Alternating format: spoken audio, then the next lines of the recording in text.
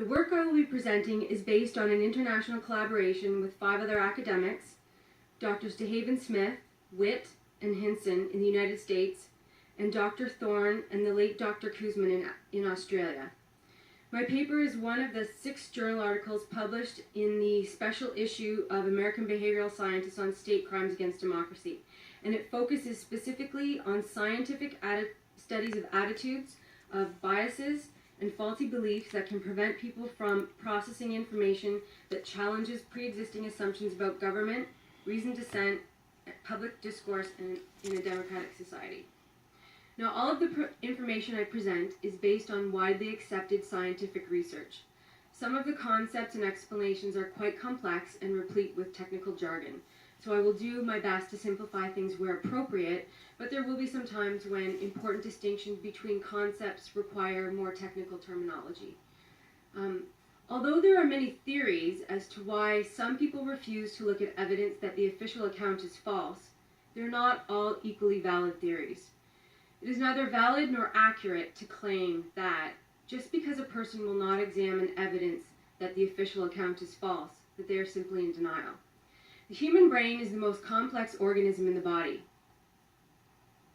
and thus the mechanisms by which the mind processes, interprets, and responds to information is equally complex. For example, the human brain is composed of hundreds of billions of neurons, each with thousands of synapses, creating a vastly complex and intricate neural network consisting of up to 100 trillion to up to a quadrillion synaptic connections.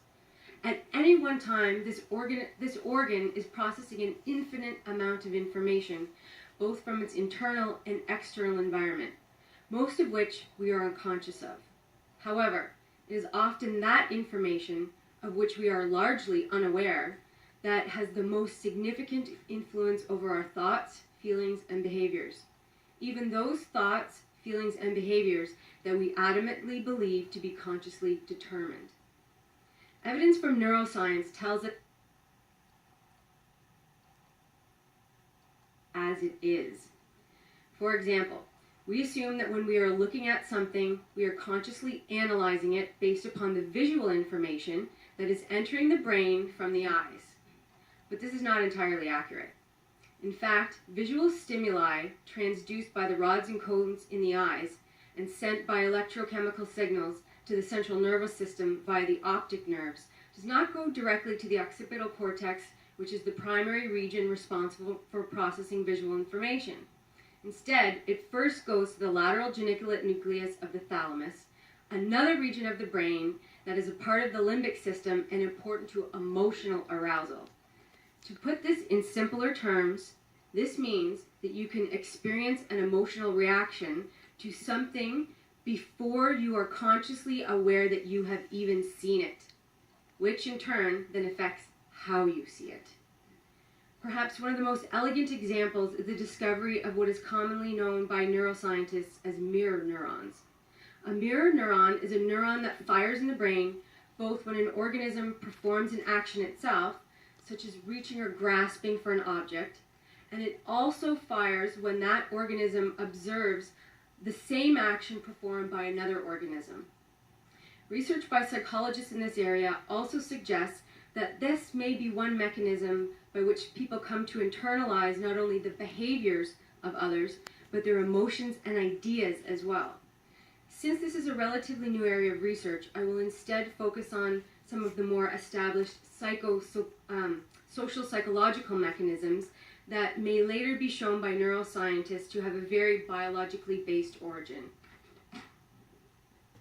So to give you a brief overview, first I will present a framework for discussing psychological resistance that emphasizes the difference between a direct and an indirect approach to discussing evidence of state crimes against democracy, and that also recognizes the important role that the information environment and motivated reasoning plays in such discussions.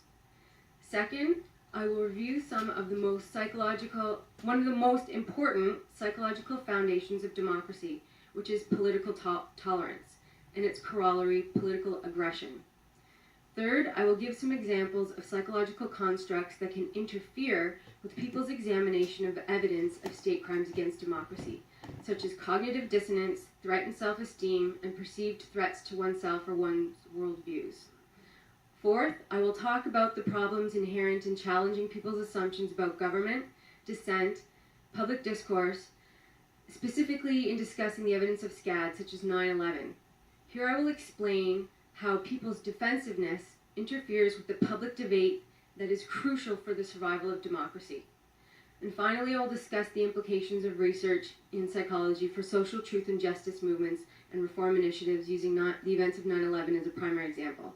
And I will try to do this all in 40 minutes. A female psychologist with too much to say. What's the surprise in that? Okay, so the framework. Alternative explanations of political assassinations, terrorist attacks, and other national tragedies that differ from official state accounts are sometimes dismissed by the general public because they evoke strong cognitive dissonance, a psychological phenomenon which occurs when new ideas or information conflict with previously formed ideologies and accepted beliefs. One approach to dealing with cognitive dissonance is to directly challenge the false belief itself. For example, by presenting evidence that the belief is factually incorrect. This is what most of the presentations at these hearings have done so far, and rightly so and appropriately so. Thus, what I'm going to present on now, and even demonstrate, is the other method, the indirect approach.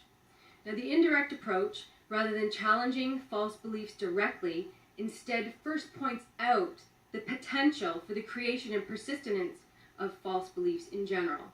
This entails first demonstrating mechanisms by which beliefs can be manipulated, and then subsequently exploring what specific beliefs may have been generated falsely. Thus, before I challenge any false beliefs that may be held about the events of 9/11, I will first explain in detail how people can come to hold false beliefs in general.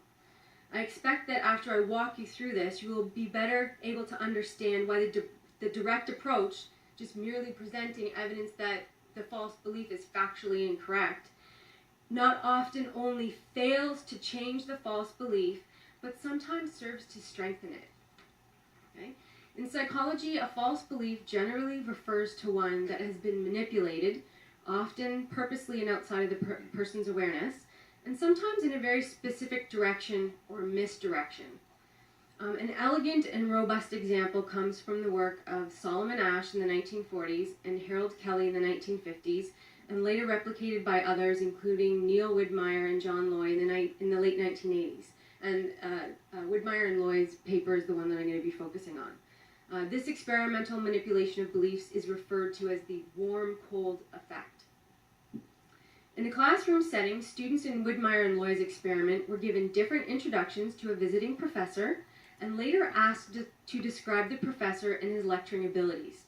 But before the professor appeared, half of the students were informed that he was a rather cold person, and the other half were informed that he was a rather warm person.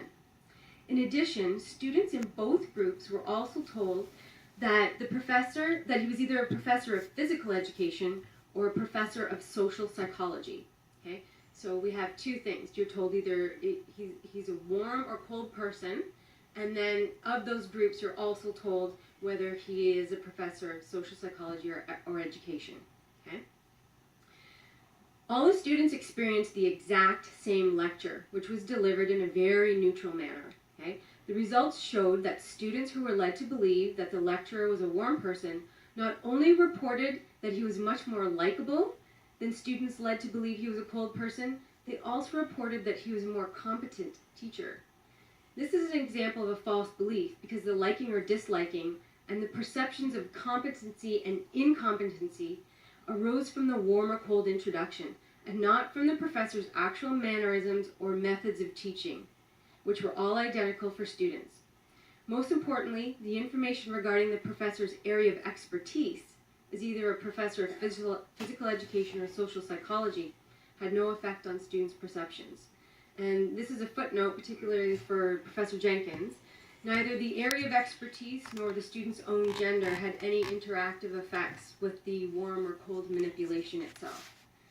Now, this experimental example has real-world consequences for a functioning democracy. such as when people can be manipulated, for example, by the media, into falsely believing that they like or dislike a presidential candidate because of his or her public policy, when in fact the perception arises solely from the media's framing of the candidate merely as likable or dislikable. The issue of competency to hold the highest position of public office does not even need to factor into the equation. Indeed, the creation and persistence of false beliefs can have very serious consequences.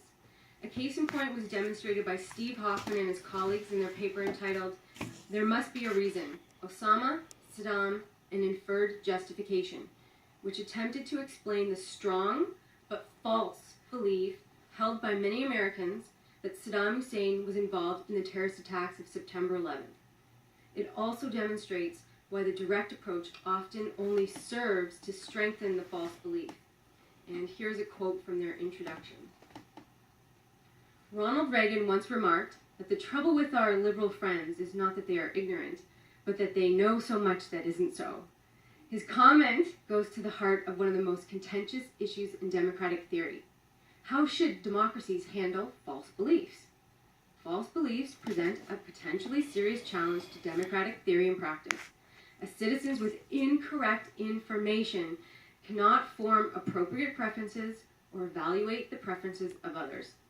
Kuklinski and colleagues have demonstrated that incorrect beliefs, and now this is distinct from a mere lack of information, a more thoroughly studied phenomenon, are widespread and underlie substantial differences in policy preferences.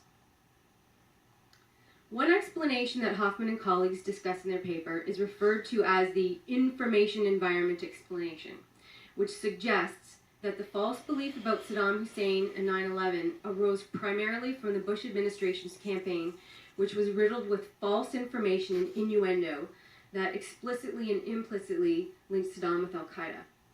However, Hoffman and colleagues were also able to show experimentally that there is another social psychological explanation, that of inferred justification.